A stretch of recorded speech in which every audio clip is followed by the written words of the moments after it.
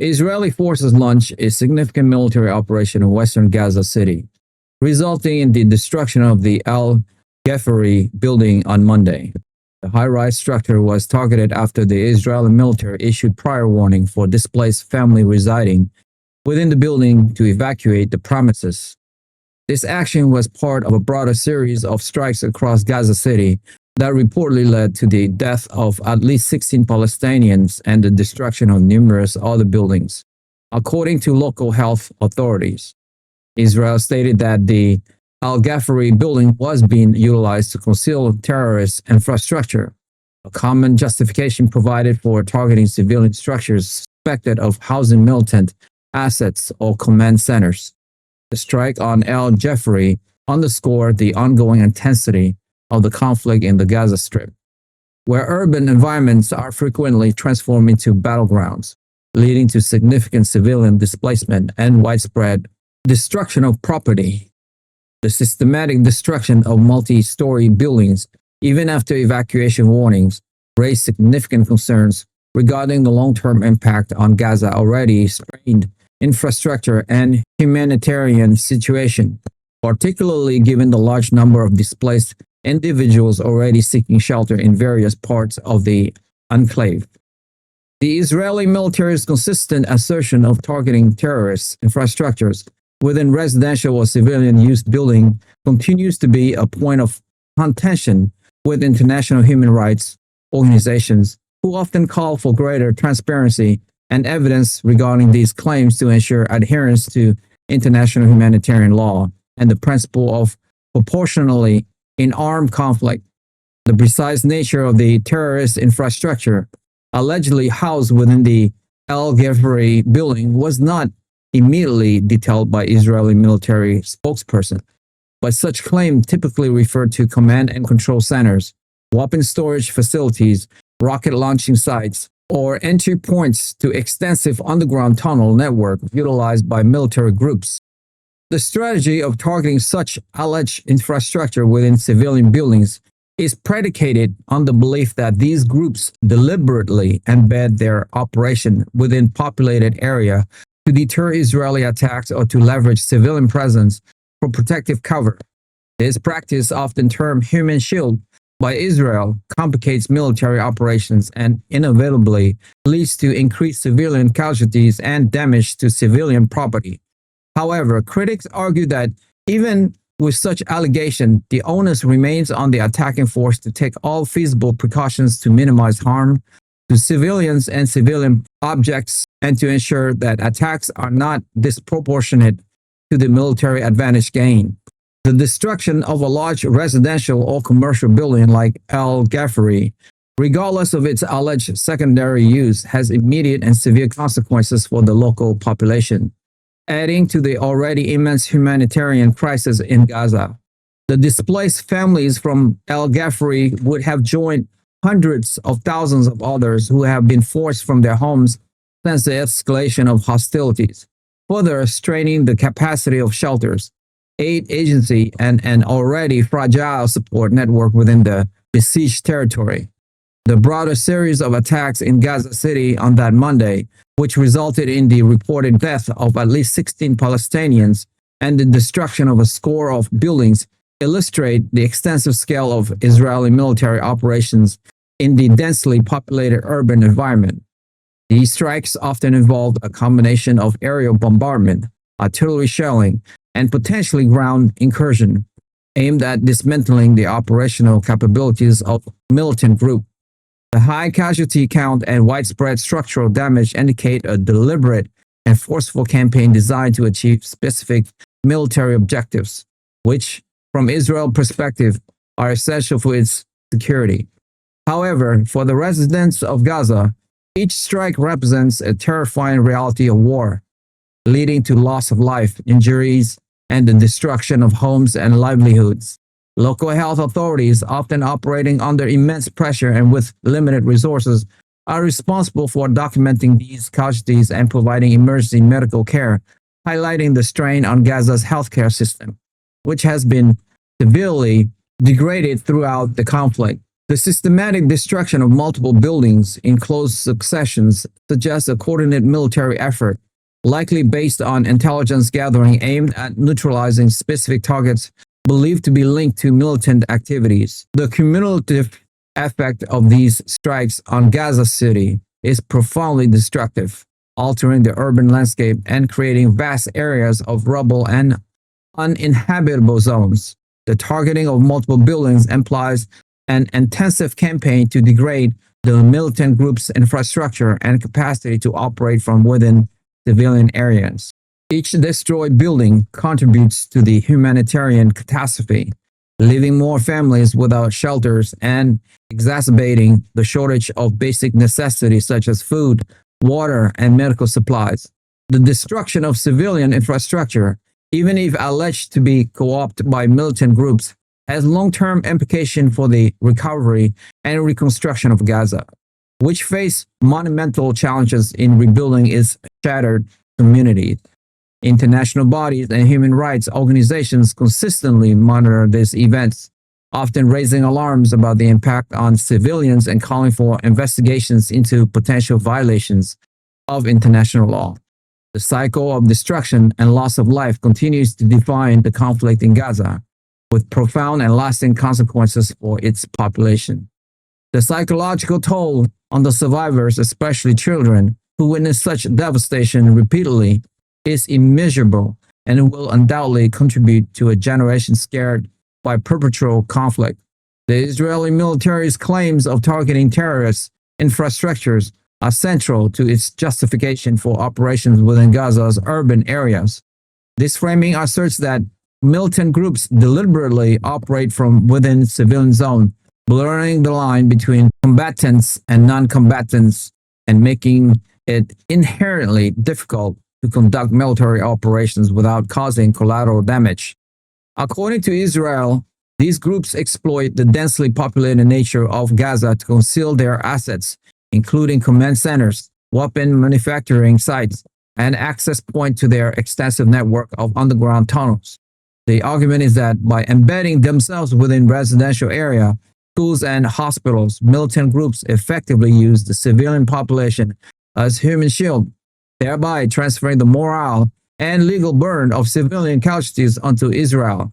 This narrative is frequently communicated to international audiences to explain the inevitability of civilian harm in a conflict where the adversary is perceived to operate outside the conventional rules of engagement by deliberately endangering its own populace.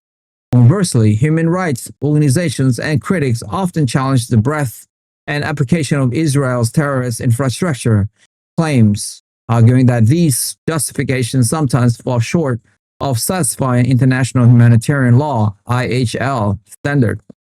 IHL mandates that military force must distinguish between civilian objects and military objectiveness, and that attacks must be directed only at military objectives. While military objectives can include buildings used by armed groups, the principle of proportionality requires that the expected civilian harms from an attack must not be excessive in relation to the anticipated military advantage. Furthermore, the attacker must take all feasible precautions to avoid or minimize civilian casualties. Critics argue that the extensive destruction of residential buildings and the high number of civilian casualties in Gaza suggest that these principles are not always adequately upheld. They call for concrete evidence to substantiate claims of military use of civilian structure and for greater accountability when civilian harms appear disproportionate. The ongoing debate over terrorist infrastructure reflects the fundamental disagreement about the legality and ethics of warfare in densely populated civilian area, particularly when one side has a significant technological and military advantage. The profound impact on the civilian population, irrespective of the alleged military target, remains a central point of concerns for humanitarian observers.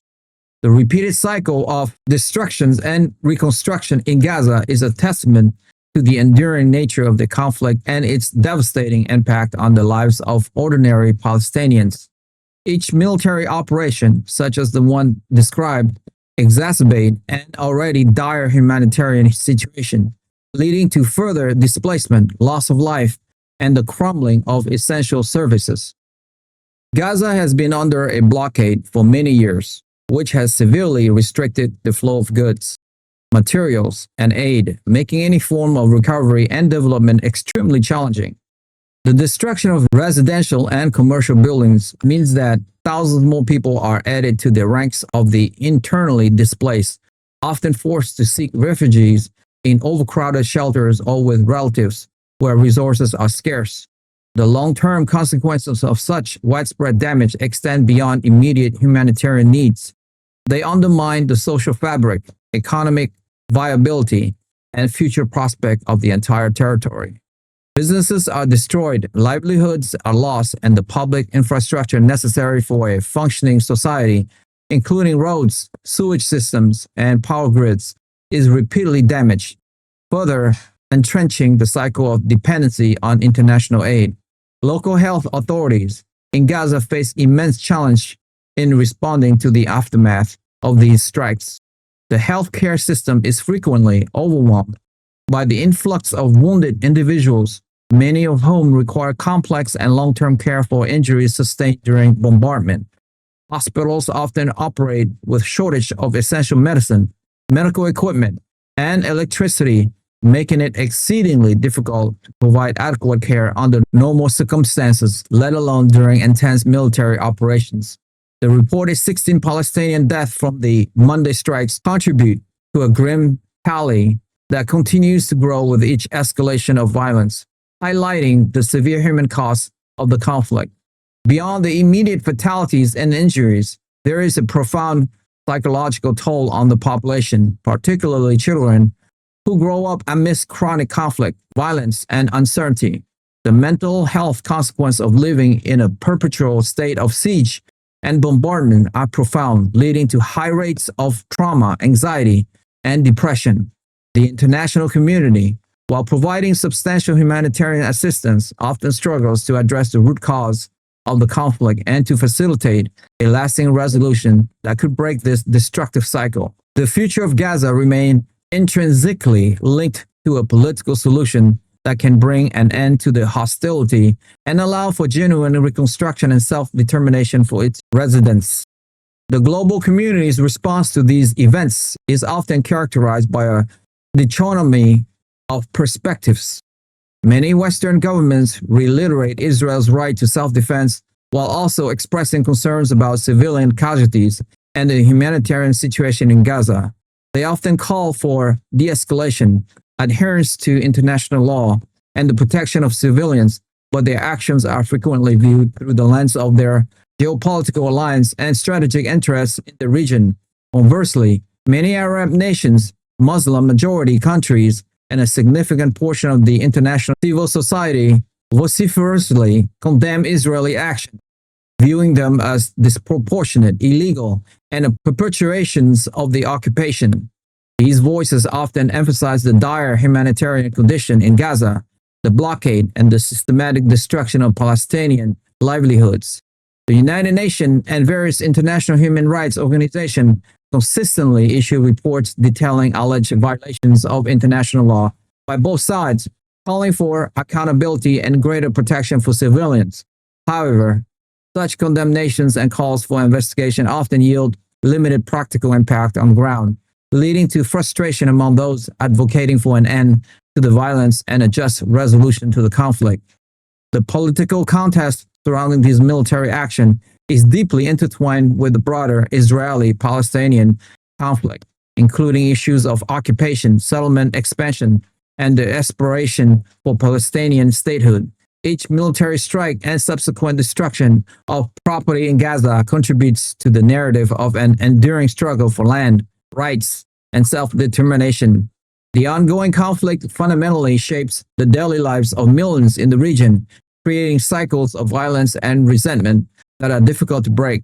The targeting of structures like the Al-Ghefari building, even under the justification of dismantling terrorist infrastructure, reinforces the perception among many Palestinians that their civilian lives and property are perpetually at risk in a conflict where they often feel defenseless.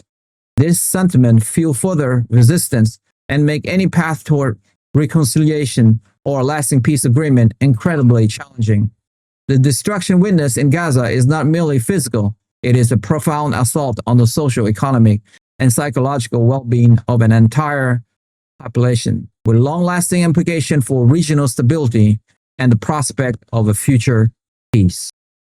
That's all for me for today. If you like the video presentation and you would like to follow for more, hit that subscribe and like button now, and we will continue to build this show for you. Thank you to all of you guys who have subscribed. It means a lot to me. Thank you so much. I will see you soon. Bye for now.